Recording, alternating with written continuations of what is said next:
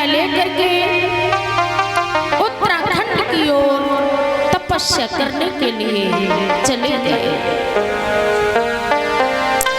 हरिद्वार से थोड़ा आगे बढ़कर हिमालय की तलहटी में परशुराम जी ध्यानस्थ हो गए। इधर परशुराम तपस्या में लीन है और उधर सहस्त्रबाहु अर्जुन जो चंद्रवंशी क्षत्रिय थे, जाति से यादव थे, एक दिन ऋषि जमदग्नि के आश्रम में पहुंच गए। महाराज जमदग्नि ने आश्रम में उनका बड़ा स्वागत किया। अतिथि समझ करके आश्रम में उन्हें रोक लिया। इधर ऋषि कहने लगे हैं कि राजन, आपने हमारे आश्रम में आकर के बड़ा ही उपकार किया।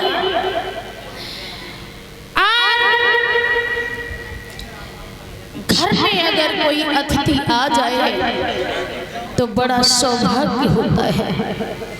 अचानक घर में अतिथि आना या किसी संत का आना शुभ संदेश होता है।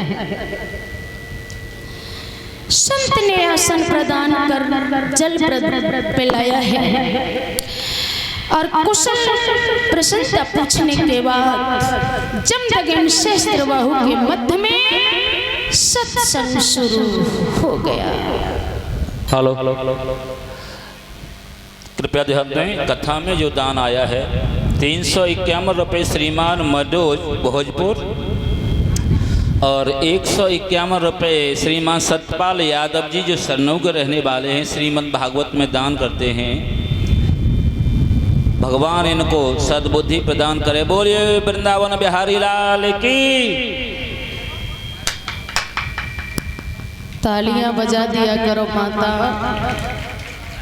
बार बार कहना पड़ेगा, आपके यहाँ तो हर साल कथा होती है, फिर भी आप ऐसे बैठे रहते हो। नहीं तो कीर्तन बोलो न तालियां बजाओ। अरे भगवान के दरबार में बैठ करके घर की चिंता खत्म कर दो, सब बंसी वाला संभालेगा और भगवान के भजन में भाव विभोर हो जाया करो। इधर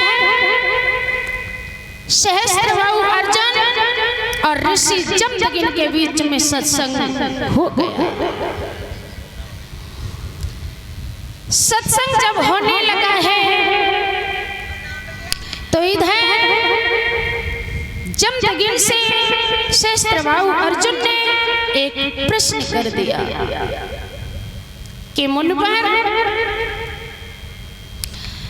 मेरे हृदय में एक जिज्ञासा है कि संसार में सबसे बड़ा आश्रय क्या है। पूछा है सहस्त्रबाहु अर्जुन ने कि संसार में सबसे बड़ा आश्रय क्या है। यह प्रश्न किया है। जमदग्नि ने कहा कि राजन, मानव कल्याण के लिए प्रश्न आपने बहुत अच्छा किया है। हमारी नजर में केवल एक ही आश्रय है। समय समय पर इंसान अपने गांव से, परिवार से, मित्रों के यहाँ से जब प्राणी मुर्दे को लेकर के मरघट की तरफ जाता है तो हर एक प्राणी जानता है कि आज इस मुर्दे को लेकर के हम मरघट में जा रहे हैं। एक ना एक दिन डोली हमारी भी इसी तरह से उठेगी। मरघट में जब चिता जलती है तो हर इंसान जानता है कि ऐसे ही एक दिन ये पंच तत्वों से जो शरीर हमें मिला है होली की तरह से फूक जाएगा। लेकिन वो ध्यान नहीं देता कि हम इस दुनिया में आए हैं तो हमें क्या करना चाहिए? आते हैं उन्हें आते ही आते मोह माया लग जाती है और भगवान को भूल जाते हैं। श्री सुखदेव जी समझाते हैं, हे राजन परीक्षित, इधर सहस्त्रबाहु अर्जुन जमदग्नि के आश्रम में रुक गए। इधर जमदग्नि ने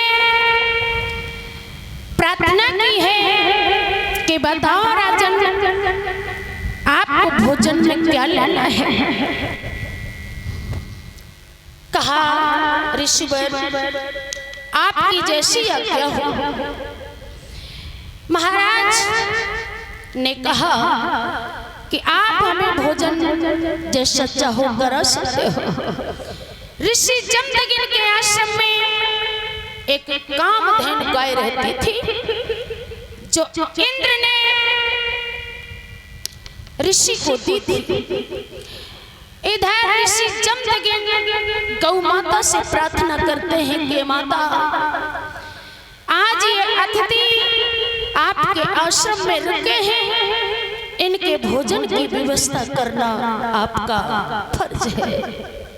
माता, इनके भोजन की व्यवस्था आप करो। गौ माता ने भोजन की व्यवस्था आश्रम में कर दी। जिसने जैसा भोजन चाहा उसने वैसा ही भोजन किया। जिसने दूध मांगा दूध मिला, जिसने रबड़ी मांगी रबड़ी मिली। जिसने जैसा भोजन चाहा उसको ऐसा ही मिला। ये चमत्कार जब सहस्त्रबाहु अर्जुन ने देखा कि एक गाय तो बड़े काम की है, तो आज यादव जी की नियत उस गाय पर खराब हो गई। बोले हैं कि ऋषि, इस गाय को तो आप हमें दे दीजिएगा। जमदग्नि ने जवाब दिया है कि राजन, ये गाय हमारी माता है, हम इस गाय को नहीं देंगे।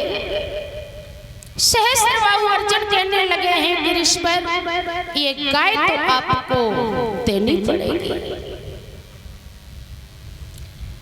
आज नहीं तो बस एक गाय हम आपसे लेकर के ही जाएंगे।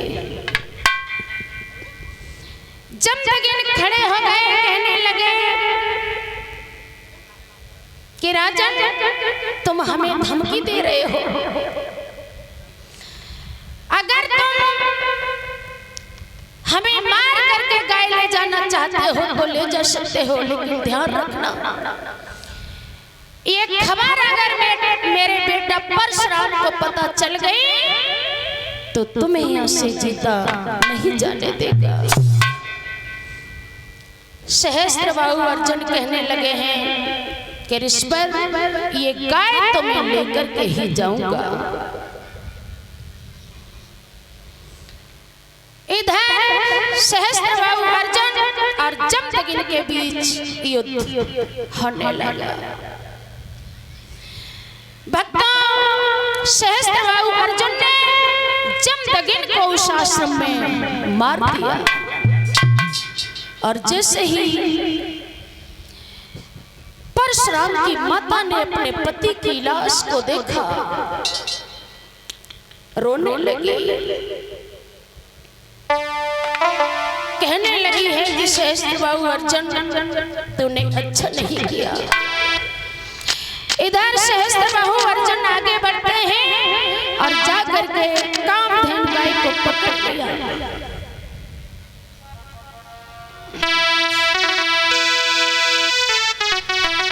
इधर जमदग्नि की लाश आश्रम में पड़ी है। इधर मैया रोने लगी और अपने बेटा परशुराम को पुकारने लगी।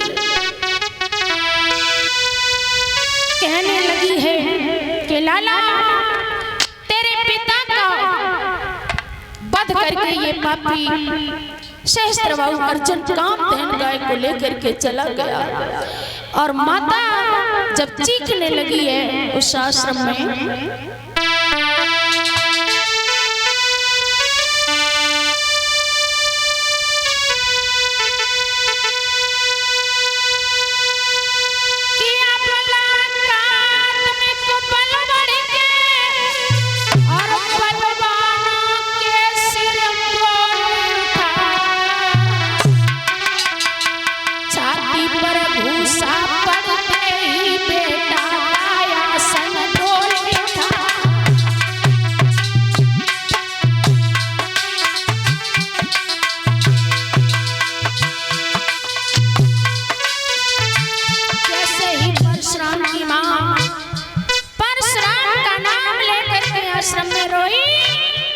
बेटा का सिंहासन डोलने लगा।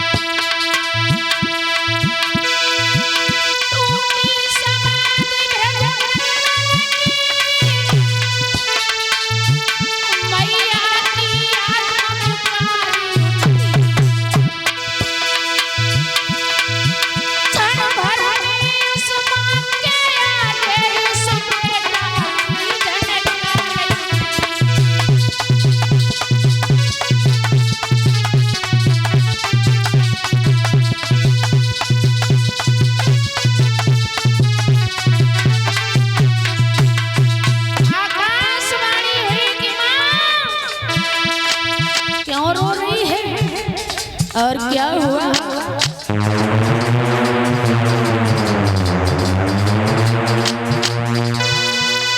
आकाश मार्ग से परशुराम जी आवाज लगाते हैं कि मैया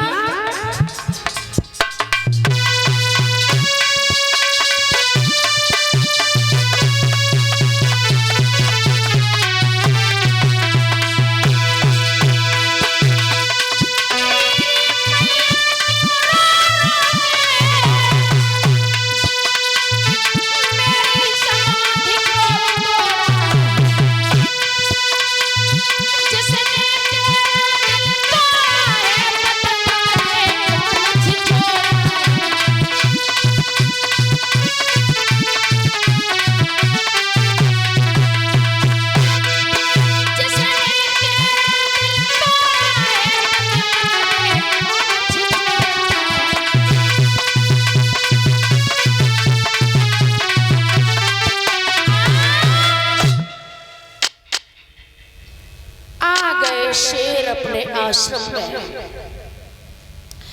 कहने लगे, मां कौन है वो कमीना जिसके कलेजे में बाल लगा है?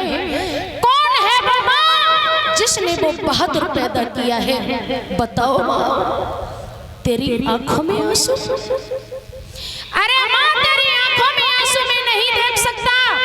मैया के मुंह से केवल इतना ही निकला कि सहस्त्रबाहु अर्जुन तुम्हारे पिता को मार करके कामधेनु गाय को लेकर के चले गए। इधर परशुराम ने कहा कि मां, जितनी देर में मैं आपके पास आया हूं उतनी देर में तुमने मेरा नाम लेकर के घूसा अपनी छाती पर मार लिए। मैया कहने लगी, लाला 20 घूसा मेरी छाती पर पड़ने लगे थे, 21वां घूसा मेरी छाती पर लगने वाला था तब तक बेटा तुम आ गए। भक्त परशुराम ने मैया के चरणों की धूल अपने माथे पर लगाई, कहा मां आज से ये बेटा 21 बार क्षत्रियों से धरती को विहीन कर देगा। 21 बार जब क्षत्रिय पृथ्वी से विहीन कर दूंगा मां, मैं तेरे दूध की कसम खा रहा हूं। और फरसा उठाया और दौड़ पड़े।